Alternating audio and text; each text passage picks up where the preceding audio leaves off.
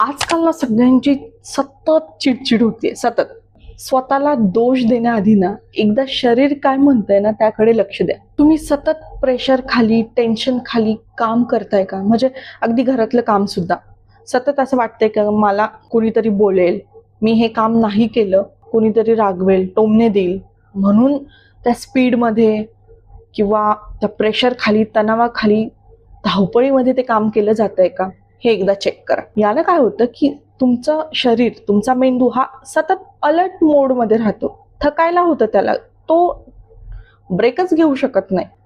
असं होत असेल तर कृपया घरच्यांशी बोला की तुम्ही मला प्रेशराईज करत जाऊ नका. त्याचा माझ्या मनावरती, शरीरावरती परिणाम होतो. कारण त्या घरातल्या कामांपेक्षा तुमचं शरीर, तुमचं मन हे जास्त महत्वाचं आहे. बरं, चिडचिड तर होते, पण त्यासोबतच छातीमध्ये धडधडतंय, अस्वस्थपणा जाणवतोय, तर याकडे गांभीर्यानं बघा. स्वतःच्या शरीरावरती काम करा, चांगला आहार घ्या, इम्युनिटी वाढवण्याचा प्रयत्न करा, झोप पुरेशी घ्या, पाणी पुरेसं पीत जा आणि गरज वाटली तर डॉक्टरांकडे जा.